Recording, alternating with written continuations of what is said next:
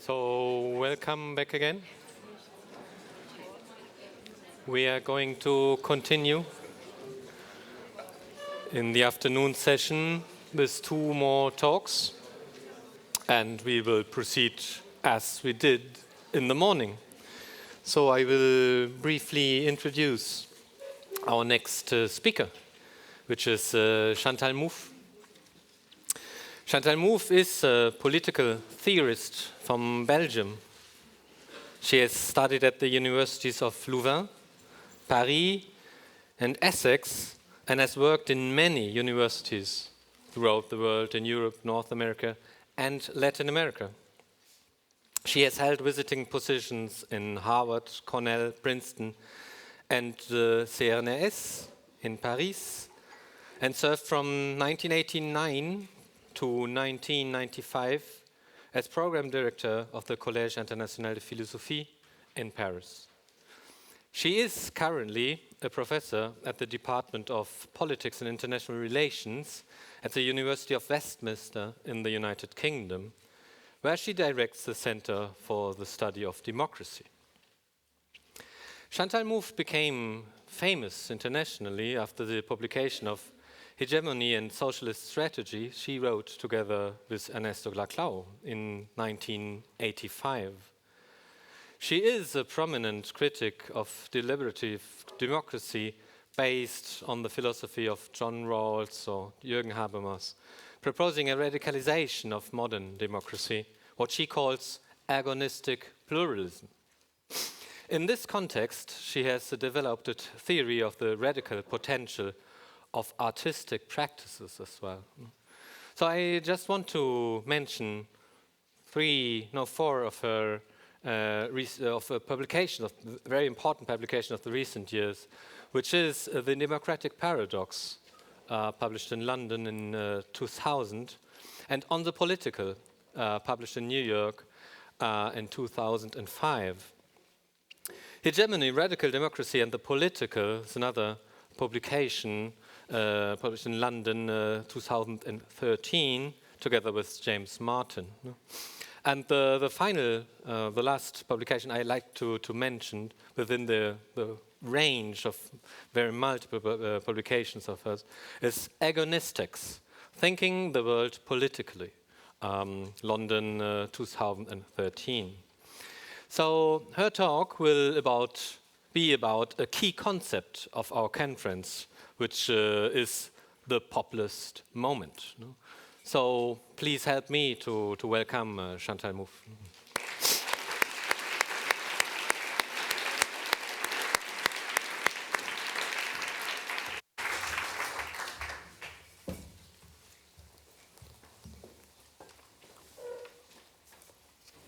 Thank you. Well, thanks for the invitation and the presentation. It's a pleasure to be here with you. Probably I'm going to say things that quite a few people are going to disagree with, but I think that hopefully we might have an agonistic debate after that. Following the success of Brexit in the United Kingdom and the victory of Donald Trump in the US election, the media are spreading the fear that Western liberal democracies are in danger of being taken over by parties of the extreme right, aiming to install fascist regime. What should we make of this fear? Liberal democracies are no doubt confronted with a crisis of representation that manifests itself by an increasing disaffection with established parties and by the rise of anti-establishment movement. They represent a real challenge for democratic politics, and it can indeed lead to a weakening of liberal democratic institutions.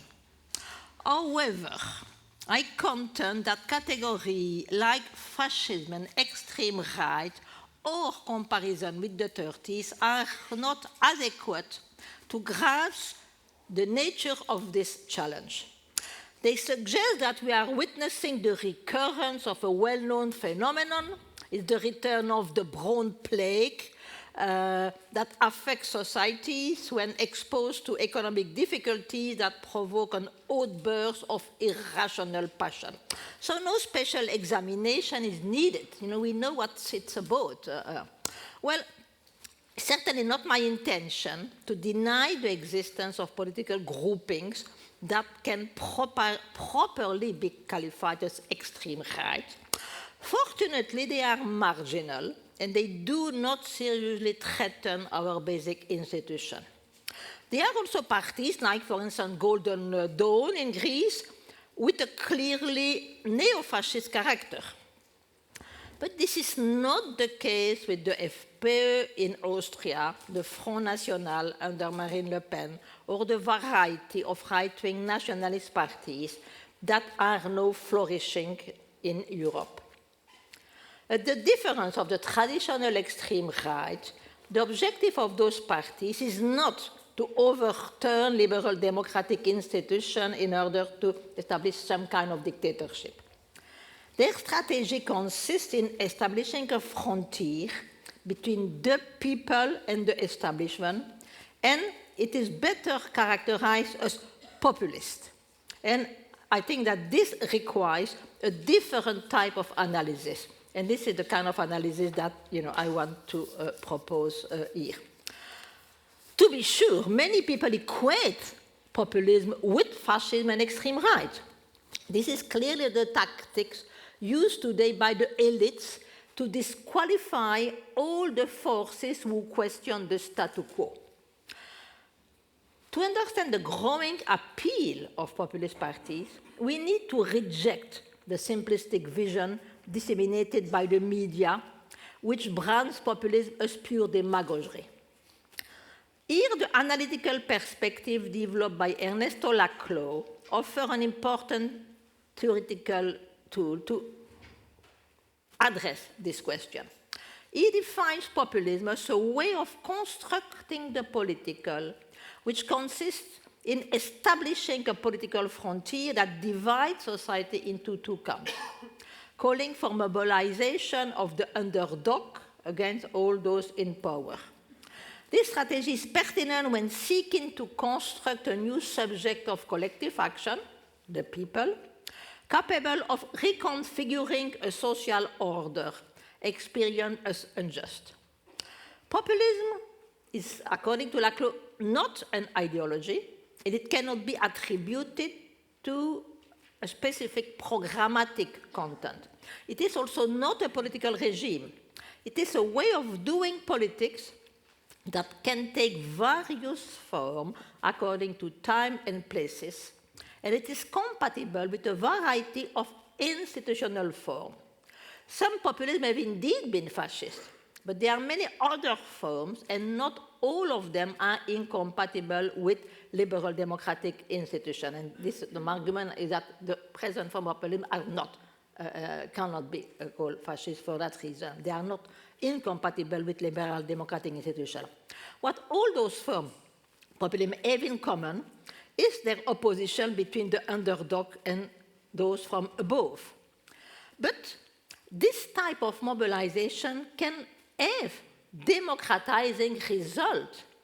This was, for instance, how the populist movement in the United States in the 19th century was able to redistribute the political power in favor of the majority without putting in question the whole democratic system. And one could give many more examples, for instance, the kind of populism that developed in Latin America in many forms is also an example of that form of populism, which is really democratizing. Populism, I argue, far from represented, as so many people are pretending, a pathology or a perversion of democracy, constitute, in fact, one of the important dimensions of democracy. Indeed, it refers to the dimension of popular sovereignty and to the construction of a demos that is constitutive of democracy.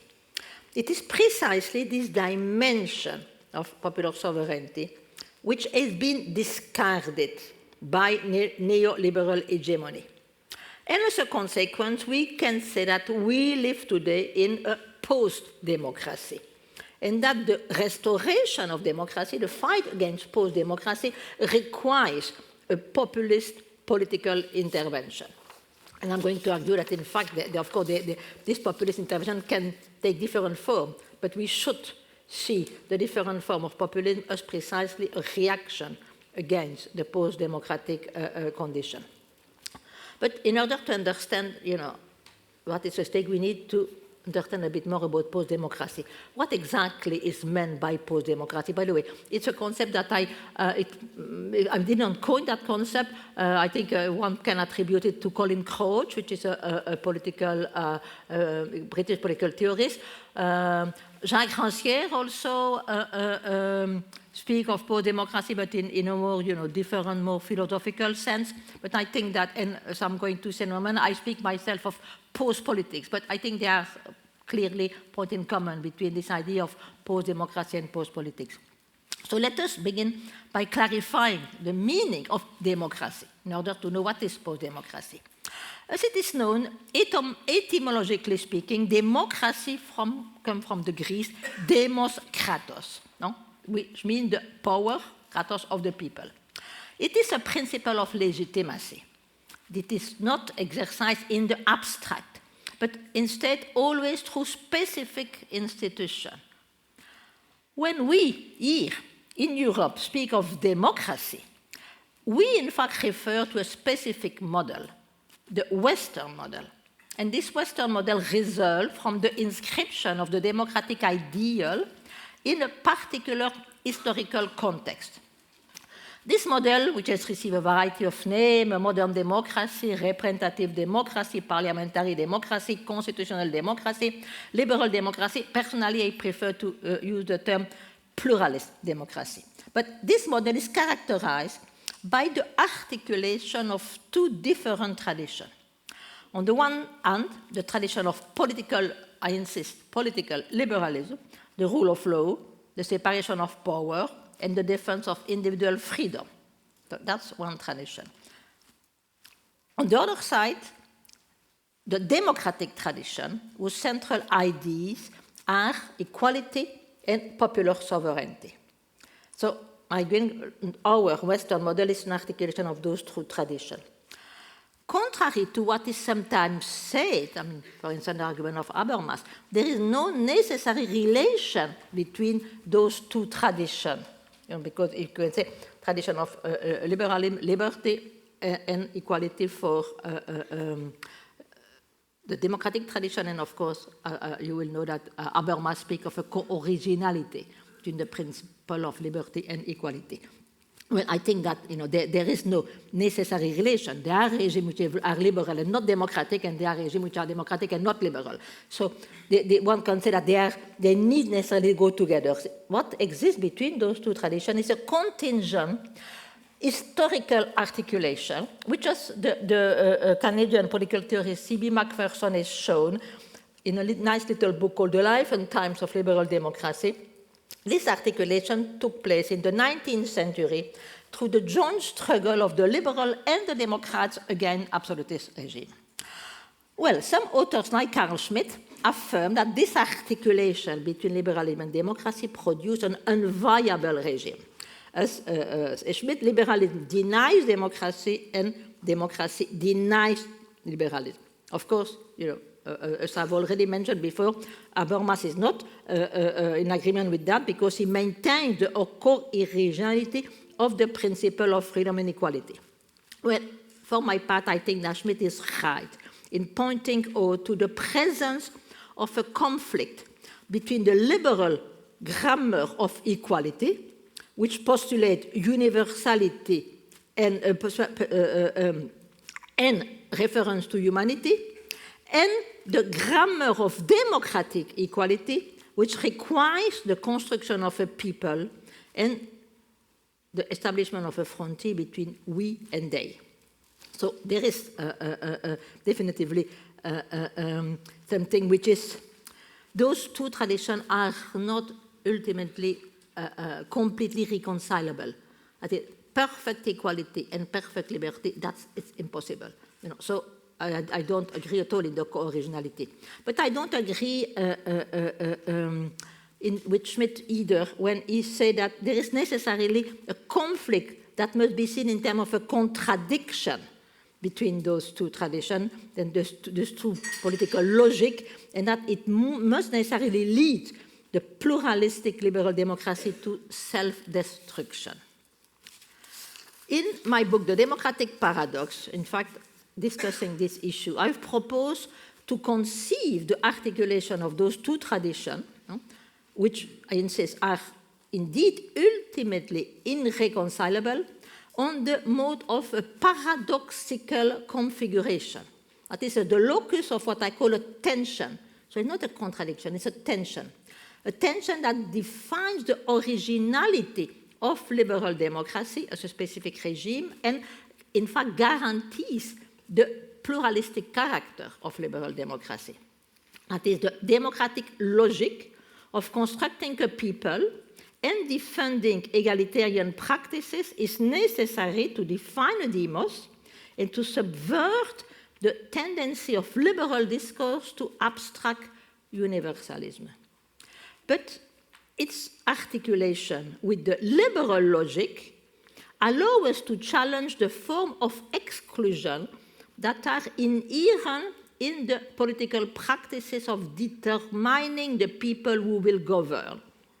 So this is, I think, it's an articulation which is productive, which is really creative. It's not something that is necessarily lead the system to self-destroy. So we should see liberal democratic politics as consisting in a constant process of negotiation through different hegemonic configuration of this constitutive tension. This tension, if we want to express it in political terms, we can express it along the frontier between left and right. For instance, here you can think of Norberto Bobbio, nice little book on right and left, when he said, well, finally, the meaning of the right is defense of liberty, and the left equality. So there is always negotiation between those two forces. Revisiting, but here, what I want to insist that this tension can only be stabilized temporarily through pragmatic negotiation between political forces. These negotiations always establish the hegemony of one of them. Revisiting the history of pluralist liberal democracy, we find that in some occasions it's the liberal logic that prevailed, while in others it was the democratic logic. Nonetheless, the two logics remain in force, and the possibility of what I call an agonistic negotiation between right and left, which is, I insist again, specific to the liberal democratic regime, always remain. No? There was always this negotiation between liberty and equality. If our current situation can be described as post-democracy, it is because in recent years, with the weakening of democratic values, and that, of course, was a consequence of the implementation of neoliberal hegemony, this constitutive tension has been eliminated. And the agonistic spaces where different projects of society could confront each other, well, those agonistic spaces have disappeared. In the political arena, this evolution was made manifest through what I have in the political proposed to call post-politic. And but I refer to the blurring of the political frontier between right and left. By that term, post-politic, I mean the consensus that has been established between center-right and center-left parties on the idea that there was no alternative to neoliberal globalization. Under the pretext of modernization imposed by globalization, social democratic parties have accepted the diktat of financial capitalism and the limit that they impose on state intervention and on their redistributive policies. The role of parliaments and institutions that allow citizens to influence political decisions was drastically reduced, and the citizens have been deprived of the possibility of exercising their democratic rights. Elections do no longer offer any opportunity to decide on real alternative through the traditional parties of government. Politics has in fact become a mere technical issue of managing the established order, a domain reserved to experts. The only thing that post-politics allows is a bipartisan alternation of power between the center-right and the center-left parties. And all those who oppose this consensus at the center are described as populists and presented as extremists, not that put into question the very basis of liberal democracy. Popular sovereignty has been declared obsolete, and democracy has been reduced to its liberal component. Thus, one of the fundamental pillars of the democratic ideal, that is the power of the people, is being undermined. To be sure, democracy is still spoken of, but only to indicate the existence of election and the defense of human rights. So this is what we call post-democracy. It's important to see that these changes at the political level have taken place in the context of a new mode of capitalist regulation, in which financial capital occupies a central place. With the financialization of the economy, there was a great expansion of the financial sector at the cost of the productive economy. Under the combined effect of deindustrialization, the promotion of technological change, and process of delocalization, send workers to to countries where labor was cheaper, of course, many jobs have been lost. Privatization and deregulation policies also contributed to creating a situation of endemic unemployment, and workers found themselves in increasingly difficult conditions. If one adds to this the effect of the austerity policies that were imposed after the 2008 crisis, one can understand the causes of the exponential increase of the inequalities that we have witnessed in several European countries, particularly in the south of Europe. This equality not longer affects only the working class, but a large part of the middle class, which has entered into a process of pauperization and precarization. Social democratic parties have accompanied this development, and in many places they have even played an important role in the implementation of neoliberal policies. This contributed to the fact that the other pillar of the democratic ideal, the defense of equality, has also been eliminated from the liberal democratic discourse. What now rules is an individualistic liberal vision that celebrates consumer society and the freedom that the market offers. The result of neoliberal hegemony was the establishment, both socio-economically and politically, of what we can call a truly oligarchic regime. It is precisely this oligarchization of European societies that is at the origin of the success of right-wing populist parties. That's one of my main arguments. So their success is linked to the oligarchization of our societies. And as a matter of fact, right-wing populist parties are often the only ones who denounce this situation, promising to defend the people against globalization, giving them back the power that has been confiscated by the elites. And we must realize that in many countries, they have managed to articulate in what is, of course, a xenophobic vocabulary, the demands of the popular sector, which were ignored by the parties of center-left and center-left, because, of course, they are incompatible with the neoliberal project.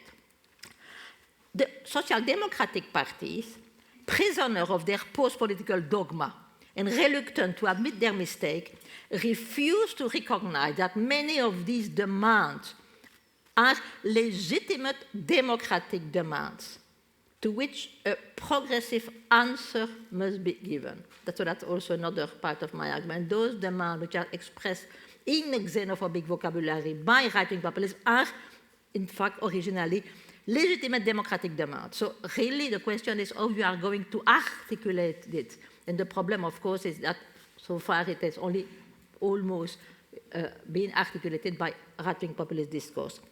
And of course, this is the question that the need to give a progressive answer to those demands is, of course, what social democratic parties can't see, and this is why they can really not grasp the nature of the populist challenge.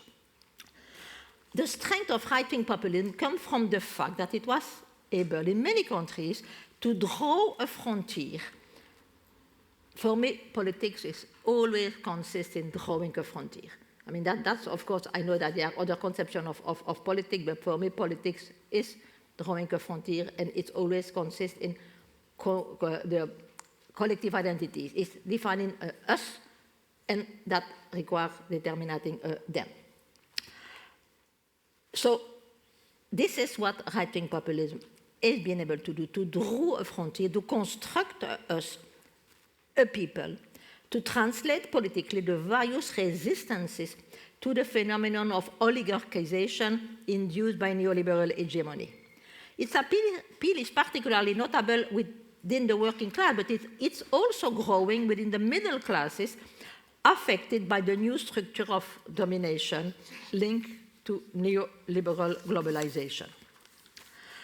So this is for me, how the situation must be seen. The neoliberal globalization, creating, post-politic, oligarchization, series of demands which are abandoned by the social democratic parties because, of course, they put into question neoliberal globalization, so they don't know how to articulate that.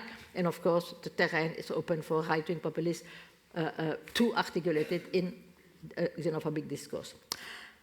And of course, this is something that social democratic parties, which are of course the one who should be trying to give a progressive answer to the demand, they can't say that.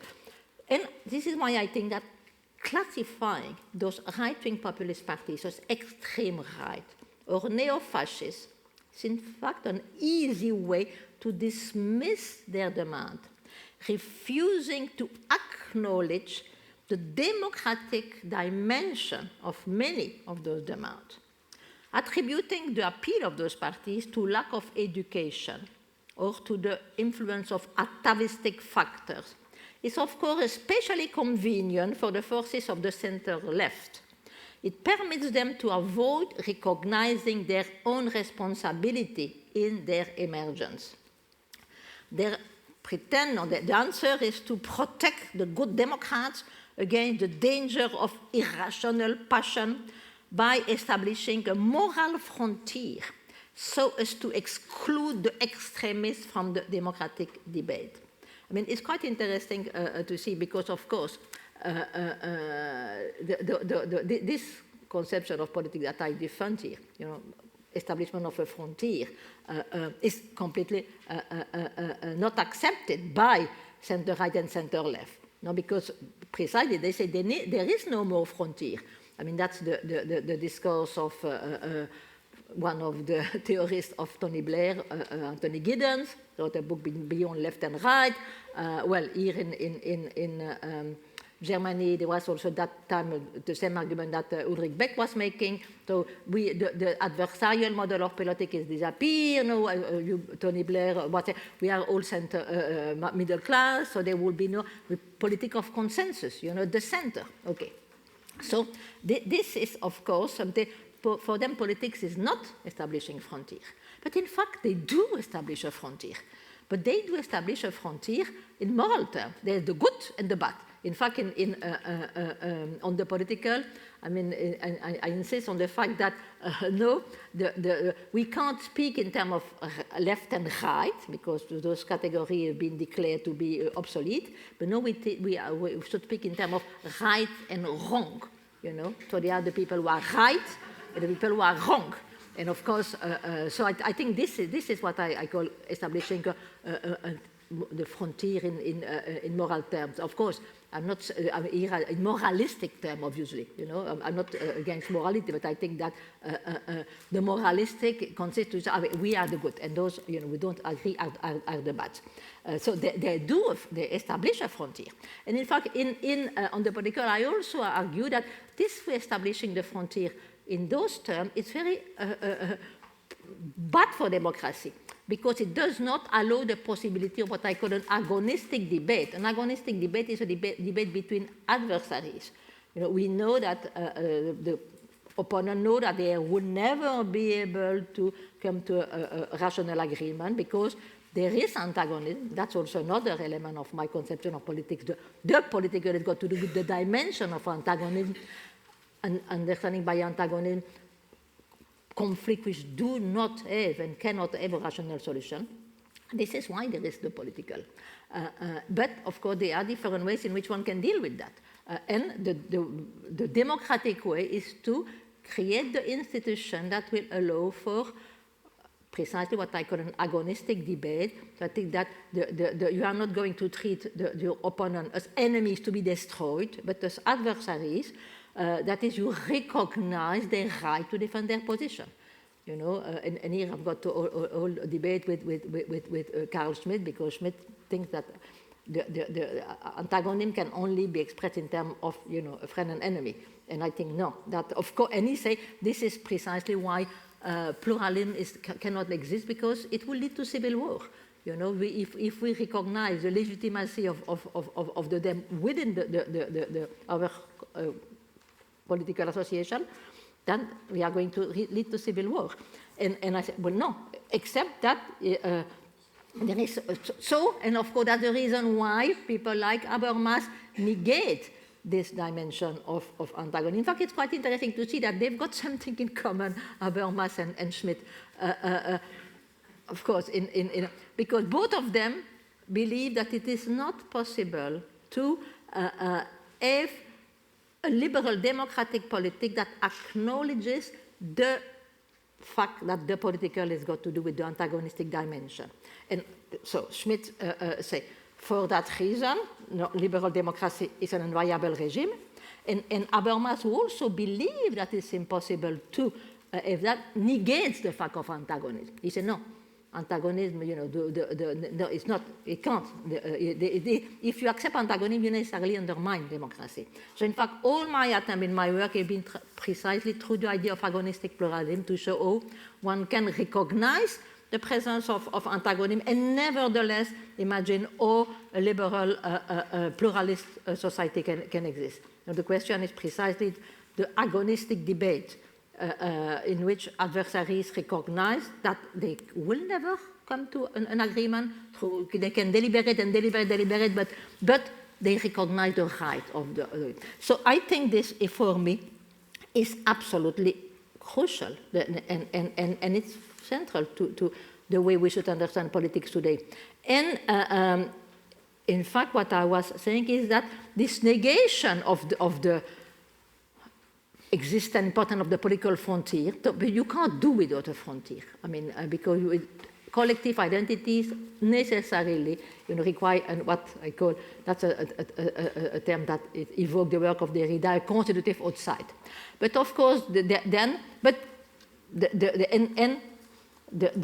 so-called good Democrats can't eliminate that, but they construct the frontier in moral terms. You know, the good Democrats and then the extremists, the populists, okay. But the strategy of demonization of the enemies of the bipartisan consensus, this is what they are doing.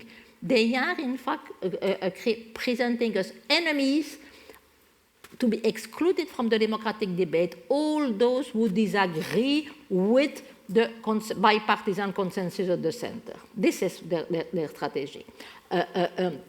Of course, it can be morally comforting. No, we are the good and those are the extremists, and we should not even try to listen to what they are saying and understand the reason of their success. But of course, it is completely politically disempowering to design a properly political answer, which is what we need. We have to realize that the only way to fight against right-wing populism is to give a progressive answer to the democratic demands that are expressed in a xenophobic language by those parties. And this, of course, supposes recognizing the existence of a democratic nucleus in those demands, and the possibility, through a different discourse, of articulating them in a progressive direction. And this is why I argue that the only way to fight against right-wing populism is to develop a left-wing populism, to give a progressive answer to those demands. This crisis that we are witnessing is the expression of very heterogeneous demand, which cannot be formulated through the right-left traditional cleavage, as it is traditionally configured. Unlike the struggle characteristic of the era of Fordist capitalism, when there was a working class defending a specific interest, in post-Fordist neoliberal capitalism, resistances have developed at many points outside the productive process. These demands no longer correspond to social sector defined in sociological terms and by their location in the social structure. Many are claims that touch on questions related to the quality of life, and they have a transversal character. The demand linked to the struggle against sexism, racism, and other forms of domination have also become increasingly central. So what's important is to manage to articulate all this diversity of demand in a collective will. And this is why I argue that the traditional left-right frontier no longer works. To federate those diverse struggles demands establishing a synergy between social movement and party form with the objective of constructing a people, and for that, a frontier constructed in a populist way is required. This is why I'm arguing for a left-wing populism.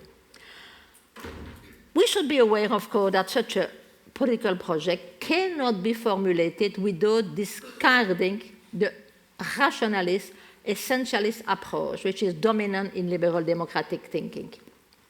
Such an approach prevents us from acknowledging the necessary partisan nature of politics, you know what I insisted already, and also, and that's another point on which I want to insist because it's central to my work, the central role of affects in the construction of collective political identities. To label extreme right or fascist the parties that reject the post-political consensus is to condemn oneself to political impotence. The only way to fight against right-wing populist parties is to address the issue that they have put on the agenda by offering them a progressive answer and to mobilize common affect towards social justice, because again, here we have the tendency on the left to think, no, question of affect, that's only for the fascists, for the right wing. We only need to use rational arguments. I mean, if you accept that the dimension, the affective dimension, what the mobilization of common affects is crucial in politics, because this creation of us, it is a crystallization of common affect. I mean, it's not something that is simply combined, but you need to mobilize, crystallize common affect. And of course, they can be mobilized in different directions. They can be mobilized against the immigrant, but they can also be mobilized towards social justice and towards equality. And I think that this should be the objective of a left-wing populist movement aiming at the recuperation and radicalization of democracy. I'm concluding. I'm really convinced that in the next few years, the central axis of the political conflict will be between right-wing populism and left-wing populism. And it is imperative that progressive sectors understand the importance of involving themselves in that struggle. It is through the construction of another people, a collective will that results from the mobilization of the passion in defense of equality and social justice that it will be possible to combat the xenophobic policies promoted by right-wing populism. By recreating political frontier, this populist moment that we are witnessing today in Europe points, of course, to a return of the political after the post-politics. A return that may open the way for authoritarian solution, that's for sure. And that will be done through regimes that weaken liberal democratic institutions. But it can also lead to a reaffirmation and deepening of democratic values. Everything will depend on the kind of populism that emerges victorious from the struggle against post-politics and post-democracy. Thanks for your attention.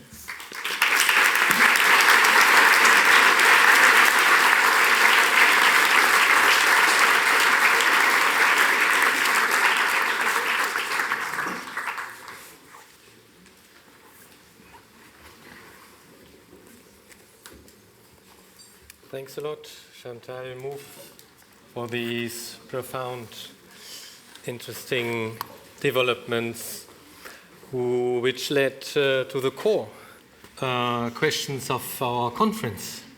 Now, what becomes the demos in post-democracy? What becomes people in the populist times? No? And what was the contribution of the alliance of left and right politics now to leave the space for populist movements we have to face right now, coming from the left and from the right. No? But belonging to your antagonistic concept of political thinking, this invites us to express antagonistic meanings as well. So I would like to ask you. Let's hope it's going to be agonistic more than antagonistic. Hopefully. We shouldn't agree all the time. Well, agonistic is not agreement. Agonistic is disagreement, but disagreement that does not lead to violence. without killing oneself, isn't it? So we have, some signs of the first question. So please pass the microphone right there.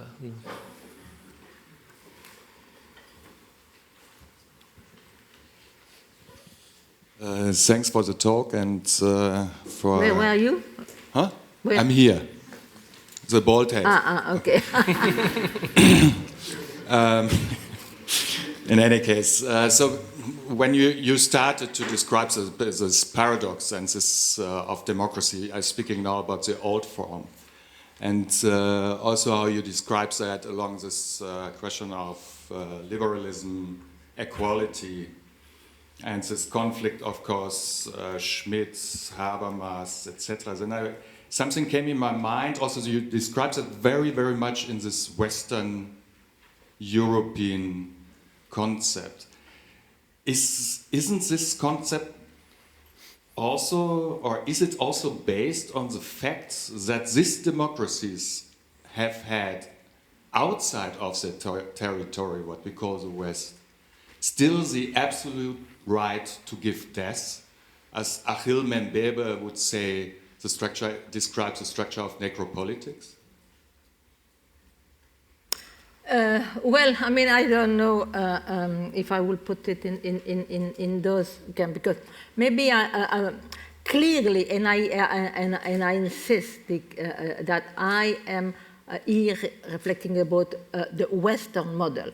I mean, again, contrary to Habermas, I don't think that there is some specific, rational superiority in this. To put it in this, there is a discussion among political theories between universalists and contextualists, and I'm definitively a contextualist. Universalists believe that there is one model of democracy, and of course, they consider that it is our model. It's got a privilege on rationality. It should be universalized. So, for the Chinese or the Muslims to become democratic, they need to become Westernized. So this is, only one way to understand democracy. I mean, as I've already indicated here, I don't believe that, because I think our model, but it's a model which is an inscription of the democratic idea, demos kratos, in a specific context, which is a context, and many people in historian have insisted on it. It's very much a Christian tradition, but not only tradition, for instance, Judeo-Christian tradition, and many of our concepts come, there is a lot of people work on that, showing, for instance, a debate to which I've been particularly interested is the question of secularization. Is secularization a necessary characteristic or a condition for saying that a regime is democratic or not? And in fact, there are a lot of historians of idea and religion who show that, in fact, the idea of secularization comes basically from the influence of the Protestant Reformation.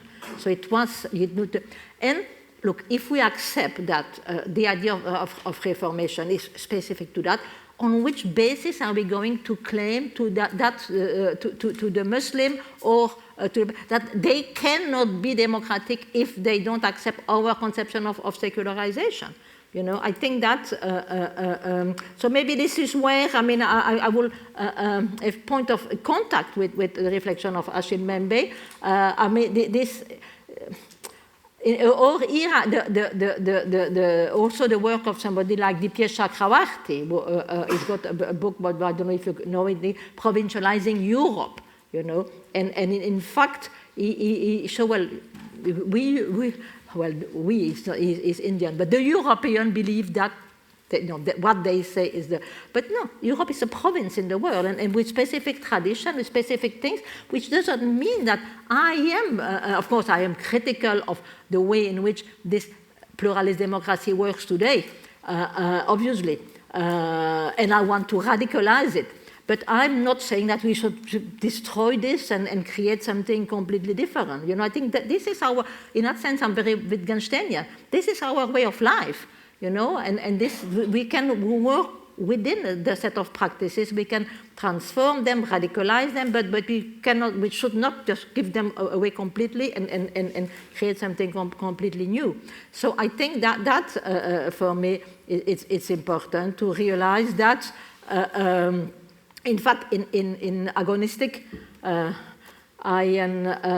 which by the way is not exactly my last book, I've got a book published after that, which is a dialogue with Inigo Errejón, who is the #2 of Podemos in Spain. And it's been translated into English called Podemos in the Name of the People, because for me Podemos is an example of left-wing populism. So we've got a discussion with Inigo about that. But in Agonistic, I've got a chapter in which I develop the idea of a multipolar world, where I criticize the idea of cosmopolitanism, you know, in which finally there is one model that should be universalized, even if it's the new kind of cosmopolitanism that want to recognize differences and diversity. No, I'm definitively accepting, for instance, and that's a question which I'm near to my interest, because I collaborate with people in Egypt, for instance, who are people from the Muslim world who are trying to say, okay, how can we establish a democracy that will be, you know, consistent, faithful to our tradition? You know, we don't want to import the Western model, but and they are over the world in different countries. People who are thinking, okay, how can we, you know, really inscribe the democratic idea in our tradition? So this is the point I really wanted to make. But in this case, of course, of this talk today, I am speaking clearly about, you know, our Western model, because I think that this is the Western model which is, you know, today in crisis through the development of post-democracy, the fact that the main value of the democratic idea, equality and popular sovereignty, have been erased from the vocabulary. And this is because the predominance of the other component, the liberal component. So what is needed is to rebalance those values. I think it's very important. And for me, a populist intervention is precisely an intervention to re-establish. It's not a question of abolishing the liberal democratic institution, but rebalance it, re-establish some kind of agonistic confrontation. You know, this is for me what is important, and this is why I think that the populist moment is precisely a way in which we can recover democracy against its post-democratic evolution. Okay, thanks a lot. The next question by Danilo Scholz. Yeah, thanks for your spirited defense of populism. I was really struck by how, well, almost incompatible your definition of here of populism is with the one put forward, say, by Jan Werner Müller. Oh yeah, and totally. Werner Müller, of course, says that totally. the very essence of, basically the essence of populism is the claim to be the only legitimate embodiment of the people, and therefore other claims to embody the people are being delegitimized. So I think his polemical point, of course, is that populism is an inherently anti-pluralistic vision. Yeah, absolutely. I agree totally with Werner Müller. He comes Müller. up with this really, I mean, it does find this amazing quote from Trump then, given in a speech in May, where Trump said, and you couldn't make this up, the important thing is the unification of the people, and the other people, they don't mean anything. So I guess my question would be, how do you actually retain, how do you make sure you have a populist momentum and nonetheless retain a pluralistic vision of politics? You know, populism and minority rights aren't perhaps natural allies. Well, look, first I must say that I think the book by Werner Müller on populism is completely null. And I've been having several debates already with him, so I know the arguments. Well, look, he's absolutely entitled, of course, to define populism as he wants, okay? But here my argument will be that what's the usefulness of his definition? First, it does not allow at all for left-wing populism. You know, and for instance, even movement, you know, we define themselves about left-wing populists. Say, no, but they are not really. Of course, they are not left-wing populists. The populists according to the way in which El Señor Müller defines it. Okay, but he's got some kind of privilege to define populism. No, so he's got against the populism. But more seriously than that, what kind of strategy can you derive from the analysis of Jan Werner Müller? Nothing. Because my interest is not an interest about the different, but it's how are we going to give an answer to fight against this right-wing populism? And what I'm saying is that we need to really understand why people, you know, of course you can say, oh, they are all fascist, they are blah, blah, okay.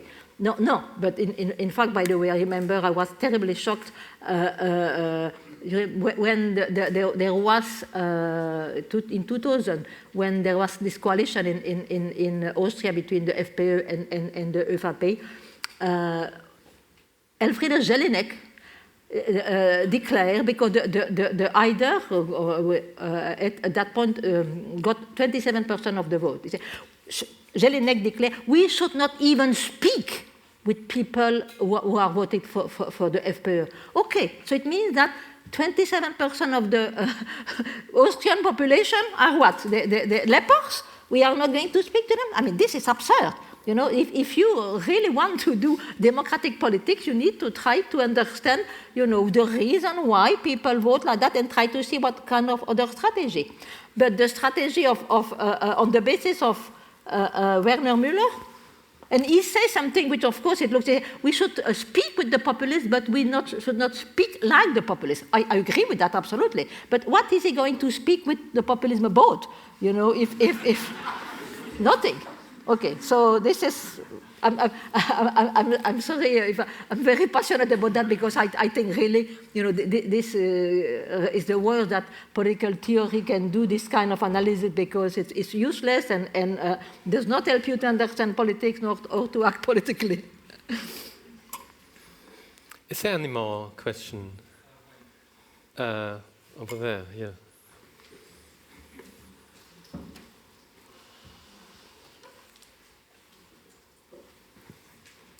Picking up, thank you for the talk, picking up on some of the things you said in the last answer, like not to engage with 27% of the Austrian population, to talk about Britain's recent decision to leave the European Union, which is 37% of, I think, the population who are eligible to vote. I feel like the media landscape, in fact, like anything that's remotely quality press, has really talked a lot about some of the same issues you're talking about, that left and right didn't define this field at all. And in fact, it came down to very different things. Something like the lack of an English nationalism, something like that, a kind of, which could be a positive populist nationalism that wouldn't have to be based on racism, which, for instance, Scotland and Ireland seem to be able to enjoy within the Union. I suppose the question is just that I found it so bizarre that this stuff, I mean, what you're talking about seems really sensible and possible, but it's not manifesting in Britain now, where this is kind of being talked about in the media. So I want to know, like, if you have an idea, what would be the next step that moves this on so you can get an agonistic field going in Britain? Well, in fact, this morning I received an email from The Guardian asking me to, because yesterday there was an article that announcing that Jeremy Corbyn has decided to relaunch his campaign as a left-wing populist campaign. I was absolutely thrilled, of course, to read that. And so I received an email from The Guardian asking, will you accept to write a little piece, for your... Unfortunately, it was... They needed it straight away, so I could not. I would have to abandon you here to write it. But, well, let's see what's going to happen. But I think that, I mean, it's great. The idea of, at least they've begun to realize that the only way in which, the Labour Party can avoid the fate of all the other social democratic parties. I mean, I don't know, I wouldn't say anything about the SPD, but many, certainly about France, the process of PASOKization. I think that really, for me, social democratic parties, if they are not able to understand that they need to relaunch themselves, and probably in many places they won't be. I mean, we've seen in Spain what's happening with the PSOE, and but I think in Britain maybe it's a very big 600,000 members of the Labour Party at the moment. And a lot of young people. So I think the terrain it will be there for creating a left-wing populist movement. And I think precisely the question of the Brexit. Was kind of is a shock that make them, to waken them from their dogmatic dream. No, not dream. What is slumber? Yeah. So, yeah. I mean, they need to begin to understand. I mean, of course, there is let's say. Only part, among the people who voted for the Brexit, obviously there are many, many different groups. But what is important for the Labour Party precisely is the sector, traditional working class sector, who have always been Labour and who really voted for Brexit. And that came as a shock. People were not expecting that. So no, the reason, is it tried to see, well, instead of say, they are not educated, they are racist, there is a question only, they are anti-immigrant. They need to really understand what are the legitimate democratic demands which are expressed through that, and to try to give them a progressive answer. So I think that, well, it's a challenge, but as I say, it seems that Jeremy Corbyn, and people around him, because it's not just him. In fact, there is this Guardian, I don't know if you sometimes read his pieces here, Owen Jones, with, he's been arguing already for some time in the line of left-wing populism. In fact, he wrote a preface for the book, English translation of the book with Inigo in English. And he's very much linked with Podemos, and so I think there are around Corbyn series of young people that might, really push the movement in that direction, particularly on Momentum. But of course, in Momentum there are also differences because there's a group of Trotskyite. What they want is the socialist revolution, not left-wing populism.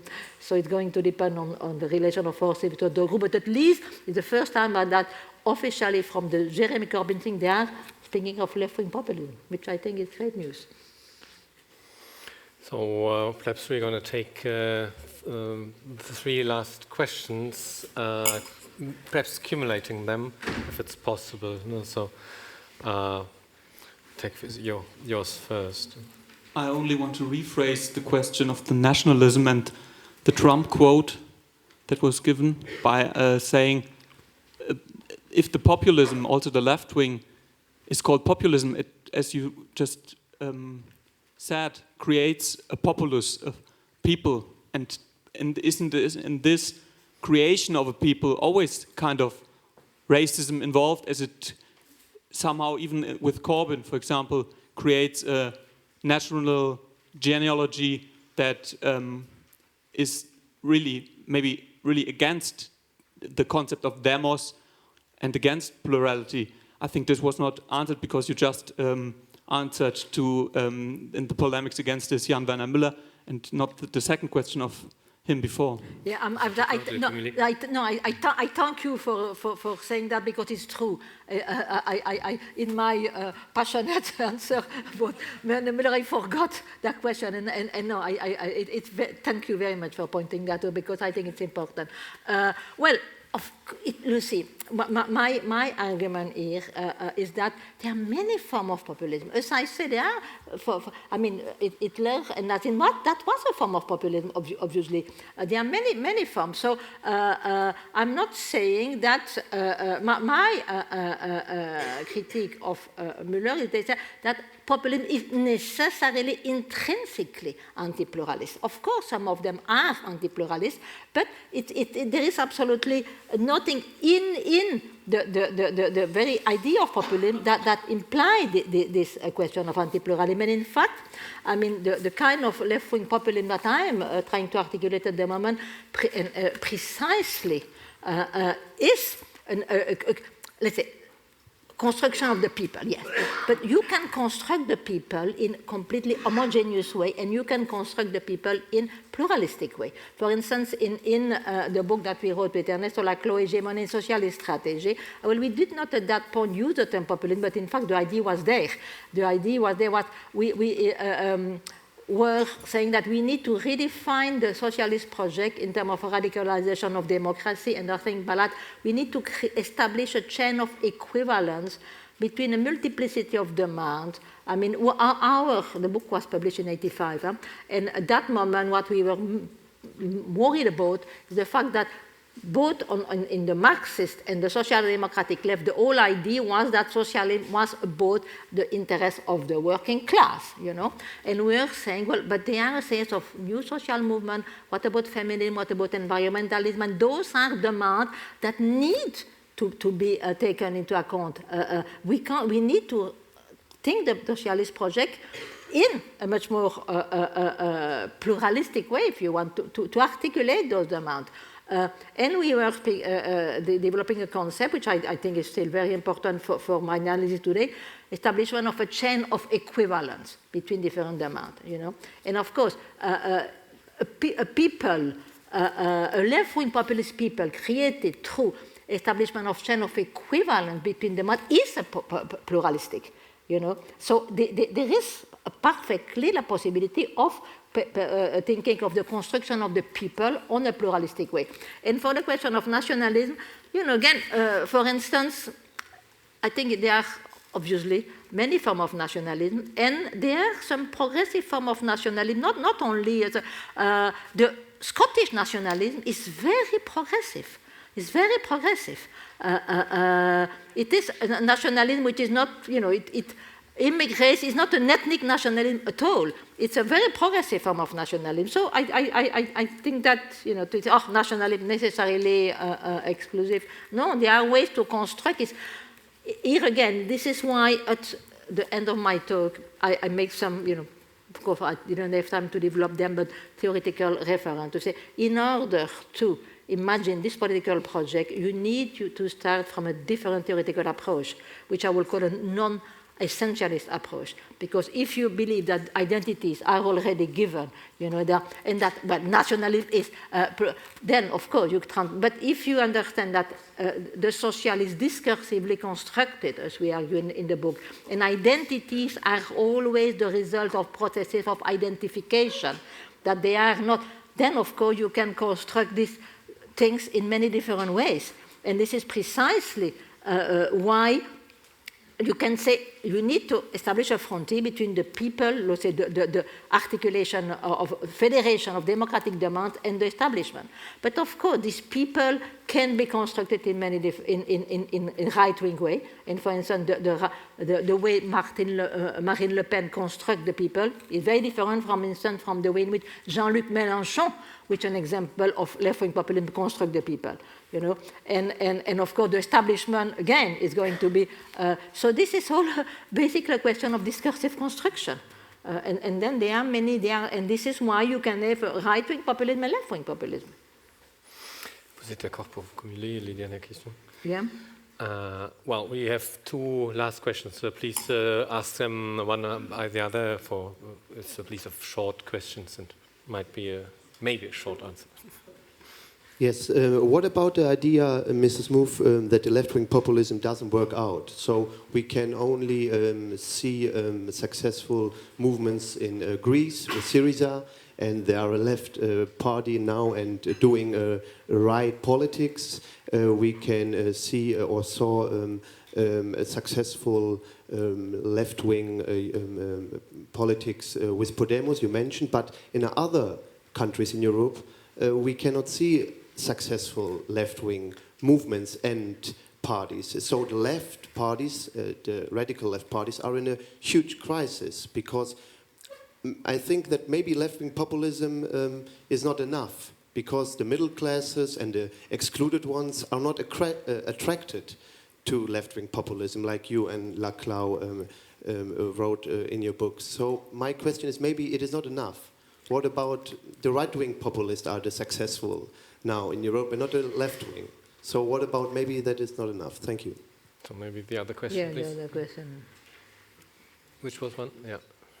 Okay, you spoke in your presentation much about liberty and equality and that the neoliberal societies in the West are mostly based on liberty, but not enough on equality.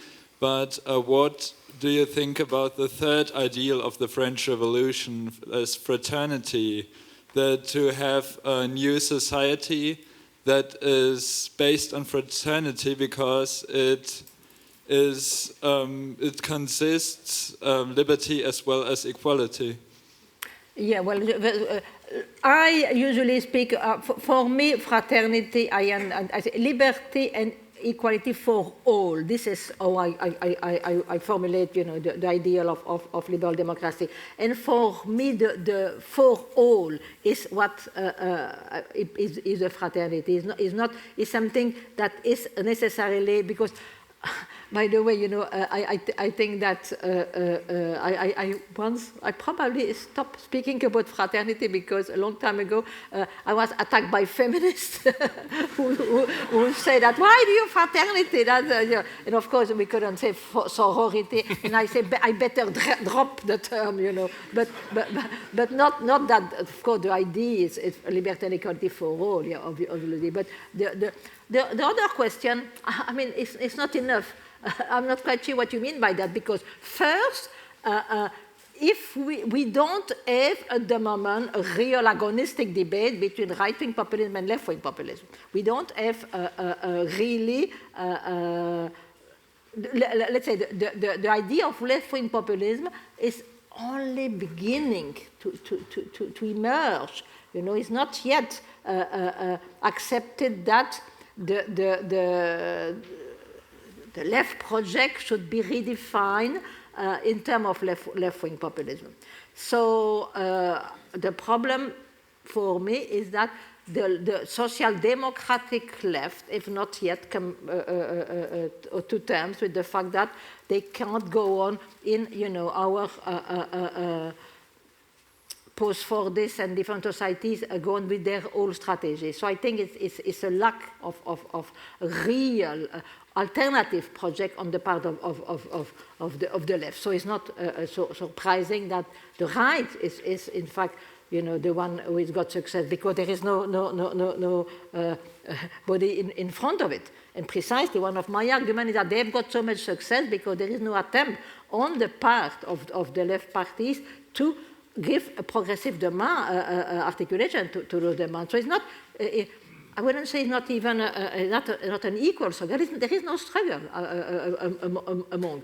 So we can't just say something more. Well, what we need is more of left-wing populist politics.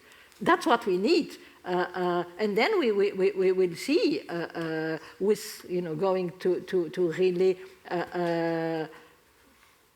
attract more the here I might maybe say it's probably going to be more difficult. It is more difficult for left-wing populists, in fact, than for right-wing populists, because right-wing populists can allow themselves to be a little bit, coming with solutions, which they, for instance, the program of Marine Le Pen.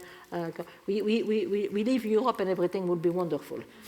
That's it. Well, no, left. In order to convince people, they must really come with much more something. So it's not going to be easy, and we might even realize, and that might make reference to the previous talk, that there is, if you speak from some kind of anthropological point of view, there might be some kind of drive that you will have to struggle against some tendencies. So it's not going to be an easy thing.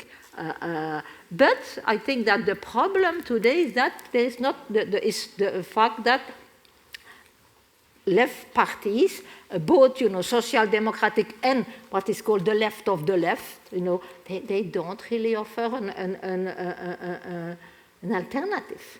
On one side you've got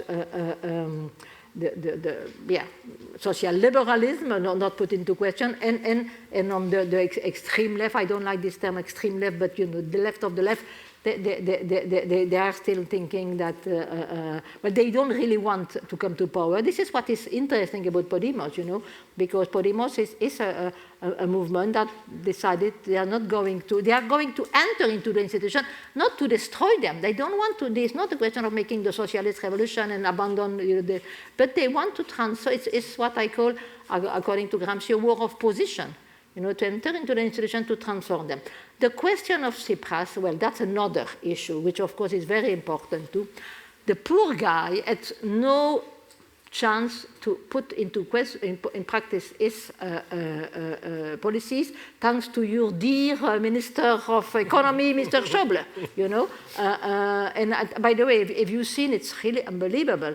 2 days ago, Tsipras took the initiative to give some kind of extra 13 months to the people who suffer most in Greece, and Mr. Schäuble said, no, that goes against, it's terrible, honestly. No, Europe is a very big point. The question, and I must say that the experience of Greece must have, what a real, opening for us to see that I'm personally still hope for what I will call the democratic refoundation of Europe, because I'm not in favor of what I call sovereignism, even left sovereignism. I don't think that at this point of history the solution will be German with Denmark and the French with the French. And there is no alternative to Europe, to a form of Europe that will be democratic, of course. But the present form of Europe is not at all democratic. So, and that's a big issue. And this is why I think that, of course, in order for a left-wing populist project to be successful, it must have a European dimension. Obviously, left-wing populism only in one country is going to encounter a lot of difficulties and opposition. But we need to try to establish, some kind of synergy between different left-wing populist movements in Europe. And I am convinced that imagine, let's dream a little bit, that in I don't know, many years, we will have in Italy, in France, in Spain, in Greece, when in Portugal we've already got a left-wing populist movement, or left-wing populist government, well, I think at that point, you know, they will be strong enough. The relation of forces will be such that they could say, we don't want to go on with this kind of austerity politics. We want to have a democratic refoundation of Europe. So this is why I believe that it's possible to fight within Europe in order to really change the relation of forces and the rule. But of course, you know, it's a long way to go. In fact, as we say in French, ce n'est pas demain la veille. Don't know if you understand that. Do you have any kind of expression like that in German, maybe? No. Well, it's not for tomorrow, no? Okay. No, but yeah, definitively the question of Europe is important. But I think that we need, and this is where will have some difference with people like Varoufakis, for instance. I think that we need to start in countries. It's not a question of building some kind of left-wing European, Varoufakis doesn't speak in terms of left-wing populism, but democratic, they're at the top. I think what we need is movement, you know, in this country, and then start to federate that. But it's a movement that must come from bottom up, and not, you know, to design some kind of new institution, and then no, we need to have that coming from the citizens themselves to will rethink of, you know, kind of different Europe. But it is an important dimension, yes. Well, you will have the opportunity to ask more questions tonight in the discussion. So I will end this part of the conference, and I won't do so without saying thank you very much for your passionate talk, Chantal Mouffe.